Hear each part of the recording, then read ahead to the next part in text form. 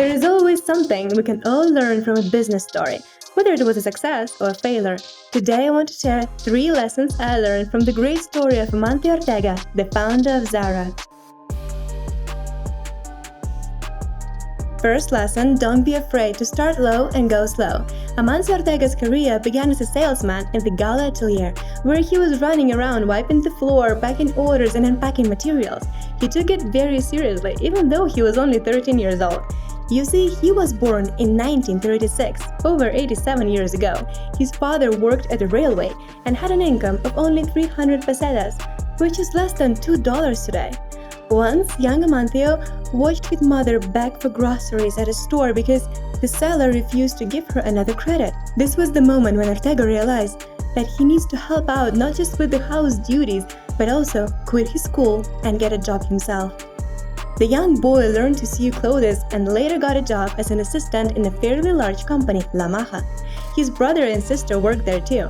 Amancio was working very hard, even though he was probably bullied by working not a particularly masculine job, yet he kept on going. There's another thing I want to discuss with you guys. Do you remember the time when you realized the meaning of wealth and how it sometimes can be important for grown-ups? Well, when Ortega was around 14 years old, he hung around with the daughter of a wealthy woman, a frequent store customer. When her mother found out that her daughter seemed to fall for a boy from a poor family, she forbid her from seeing and talking to Ortega. Of course, for a teenager, this clash with reality was very painful.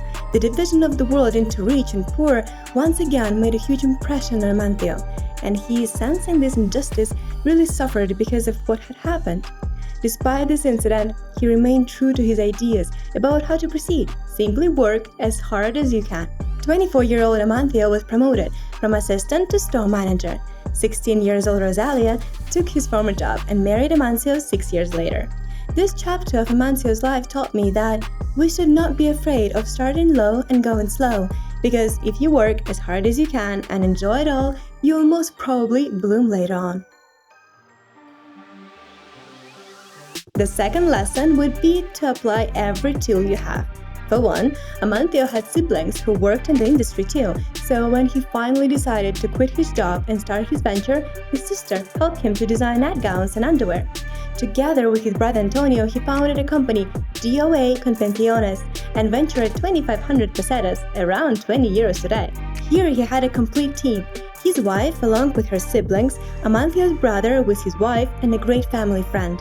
Each member could fully rely on each other and, most importantly, worked towards a common goal. Another tool Amancio had is an understanding of people and their needs, because he grew up and lived in low and middle-class societies. Whereas at that time it was pretty expensive to dress well and clothes were mostly sold at inflated prices, he decided to make beautiful and inexpensive dresses for the masses. He knew exactly what a wider audience preferred and that he could fill in this niche by purchasing good materials at fair prices, distribute his clothing himself, and then use any profit within the company to purchase new equipment and expand his design range. The successful business model allowed Amancio to open the largest store in 1975. 4 years later, Amancio united all his companies as Inditex Group, and in the 80s, filled all corners of Spain and Portugal with his stores. So in 10 years, he managed to conquer the fashion capitals of the world, open in Paris and conquer New York. Amancio soon realized that one single brand, even as successful as ZARA, wouldn't satisfy all customers. So, to diversify and to reach out to a wider audience, he created the Pull&Bear brand in 1991 with a line of everyday clothing for young people, and also bought a share of the Massimo Dutti brand with an eye on upper middle income customers. Amancio bought Bershka and Stradivarius for teenagers in 1998. This was all about diversification. By the way, Inditex is the only company in this sector with full vertical integration and key principles of supply flexibility, constant processing of market demand, response speed, and technology innovation. Simply put, if you compare Inditex with other manufacturers in the same price segment, then the main competitors, Gap and H&M, design and sell, but do not produce. Benetton designs and manufactures, but sales are organized on a franchise basis. ZARA, on the other hand, designs, produces, and sells its product all by itself. The third lesson is rather simple, but not always obvious. Stay true to yourself.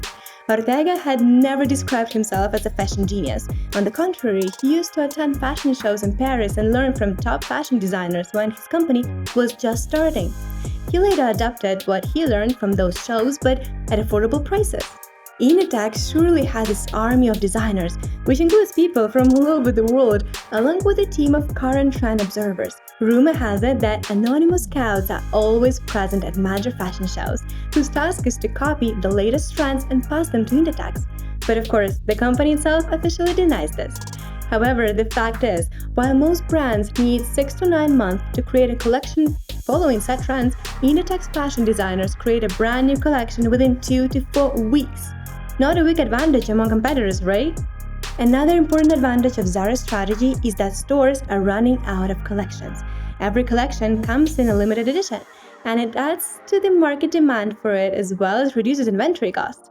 This also means that if there is an unpopular item, please be sure that ZARA wouldn't worry about it much because the company constantly receives feedback from customers.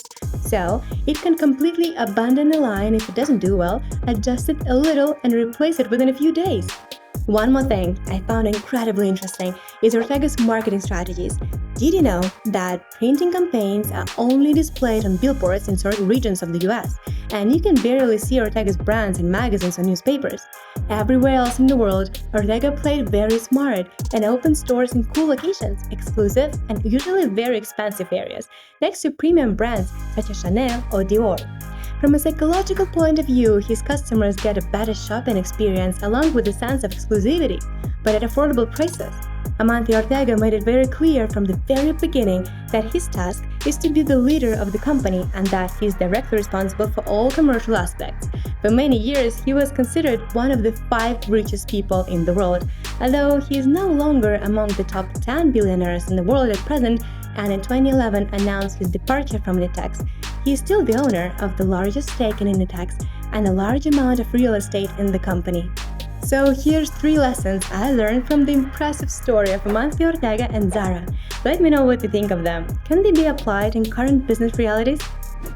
But keep in mind that there is always a price for success every entrepreneur has to pay.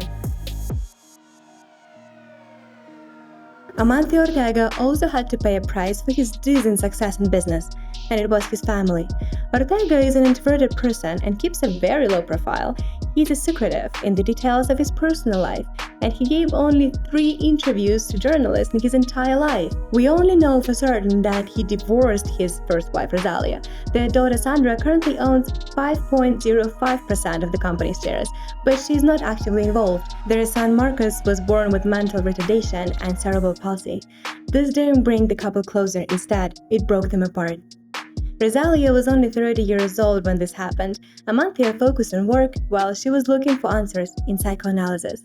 Subsequently, through the Paideia Foundation and other companies, Rosalia, as a co-founder of ZARA, supported the unemployment of youth, rural women, and people with disabilities.